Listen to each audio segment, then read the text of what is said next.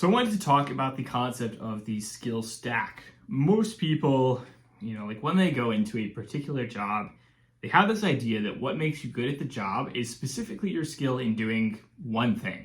It is your skill in doing one specific thing, which is what that job is for, and that is what makes you good at it.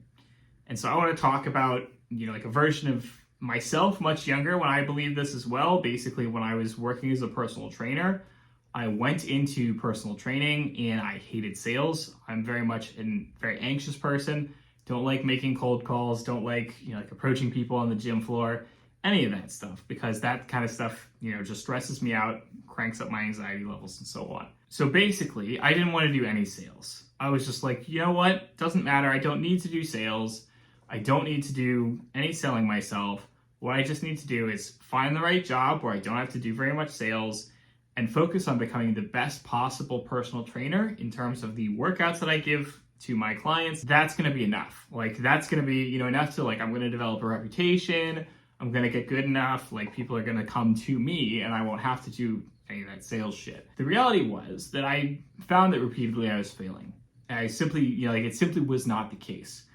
And what I also found realistically is that, and I'm going to be quite honest about this, most people don't really care if your programs are good or not. They do, certainly, they want results, right? And certainly you will get some clients that feel like they will cancel if they don't get the results they want in the time frame that they want. But really, what it is not necessarily about the program so much as is about your ability to support that client, to encourage them, to help them through roadblocks, to help them through, mistakes and sidesteps and so on. And that's not necessarily about the program itself. It is about your ability to be a supportive coach and guide through that process. It is about the ability to troubleshoot. It is about the ability to help, to understand, to be like, yes, I've been there. I understand why this is frustrating. I understand why this may seem like it's not working currently, but here's X and Y and Z reason why that is not the case and what we can do to fix it and so on. Just over time, I started to realize that again, there's no personal training job in the world, really, where you don't have to do sales. Yeah, maybe a few here and there, but realistically, you have to do some kind of selling. You have to be good at selling yourself. You have to be good at communicating. And realistically, being good at selling does not involve all the hard tactics where you're trying to force a sale and you're trying to manipulate people and you're all that. No, it's more about sort of being comfortable, presenting the information the right way, making the right case for yourself and the service that you provide.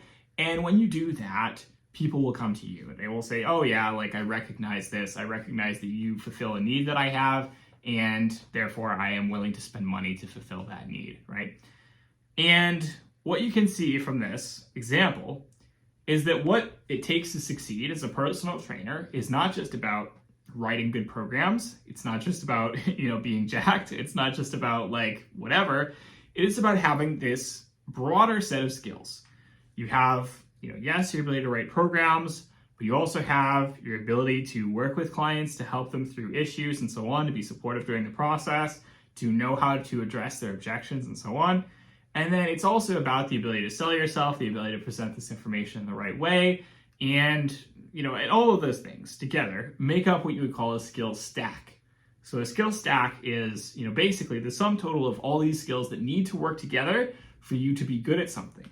And yes, very often you can get by, again, kind of like I did early on with, not really fully developing your entire stack, right?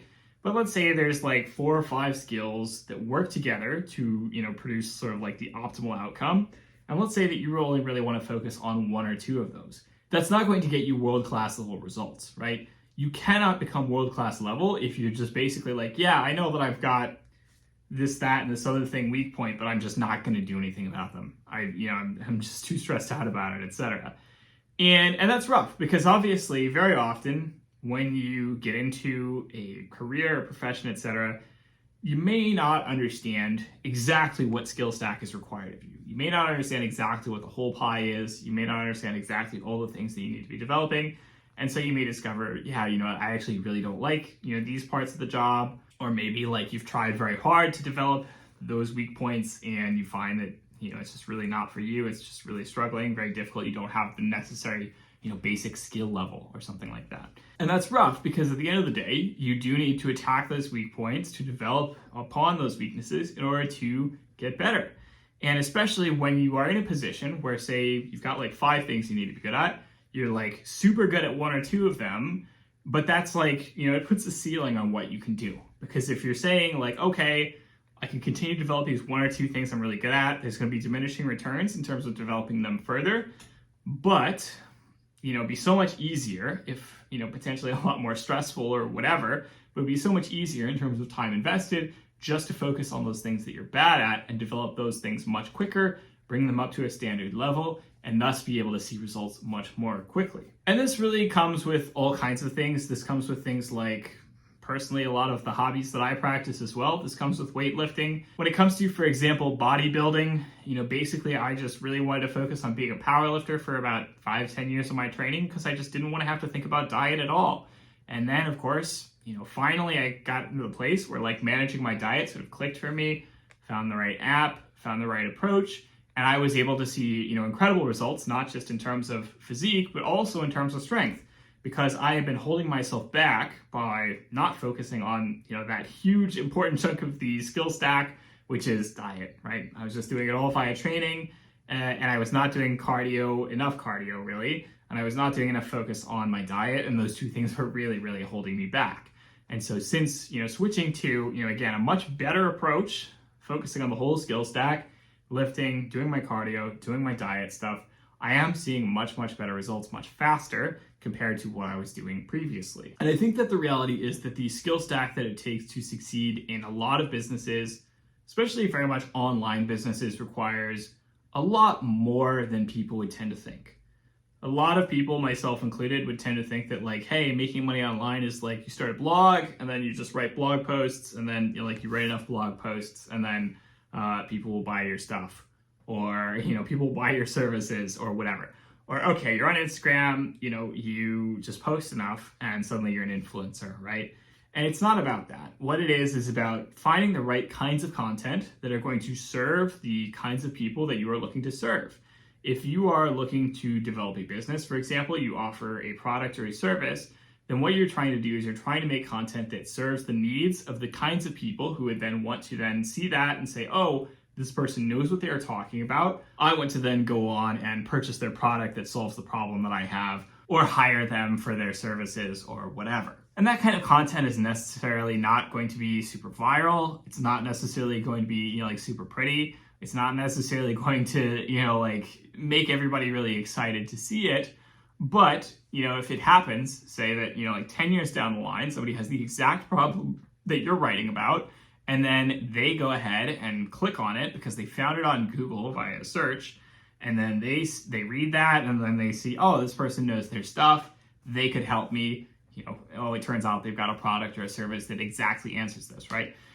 And at the same time, there are a lot of other related skills that you need to be good at in order to just, be able to make a business. You need to understand social media. You need to understand what kinds of posts are going to do well on different sites. You need to understand, okay, what kinds of effort do I need to put in here? Is it a waste to, attempt to develop a following on this kind of site when maybe it doesn't jive with the kinds of people or the kinds of content that I make? You need to understand, basically how you can use software to automate chunks of your business to make everything as easy as possible to manage, selling products, working with customers, etc. You need to understand silly things like web hosting. You probably need to understand how to advertise effectively and use that to draw eyeballs onto the things that you are trying to sell. And that's a very complicated skill stack. It's, potentially a very incredibly rewarding skill stack if you can get it right, if you know exactly what you're doing, but it's also something that takes a long time to master. It takes a long time to really get just right,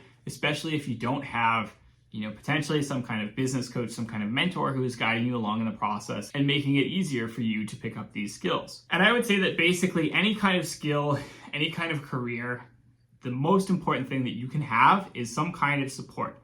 That support could be a mentor. That support could be somebody else who is, potentially at, basically the same level as you. And basically you just need to bounce ideas off of each other.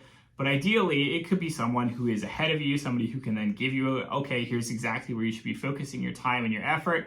They can guide you through those parts where stuff feels like crap. they can make you feel better, all of that. And finding the right kind of mentors is very much a problem, because nowadays there are so many silly, expensive business coaches, BS mastermind groups, and all that kind of stuff out there that, basically just rely on, trying to convince you that they can solve your problems so that they can take your money and then leave you, basically worse off than before. But it's tough. It's tough even when you have a mentor. It's tough even when you have guidance, because it's a massively complicated skill stack that gets more complicated every single day. There are new social media sites coming out. They are constantly changing algorithms. There is constantly a shifting in terms of what works and what doesn't work, and what the optimal solution is to try and build a following, to try and make a business, to try and scale a business online. And of course, again, the same thing can be said about any skill, any career, etc. And, we're all just doing our best. We're all just doing our best to, stay afloat, to get ahead as much as we can. And, sometimes people fall behind, and sometimes, people spend years in a funk, and sometimes things just don't quite work out, but sometimes they do. So that is the skill stack that you need to succeed online. As always, don't hesitate to like, comment, and subscribe. Smash that notification bell. Comment down below. Let me know what you would like to see in future videos. I will talk to you all next week. Have a good one.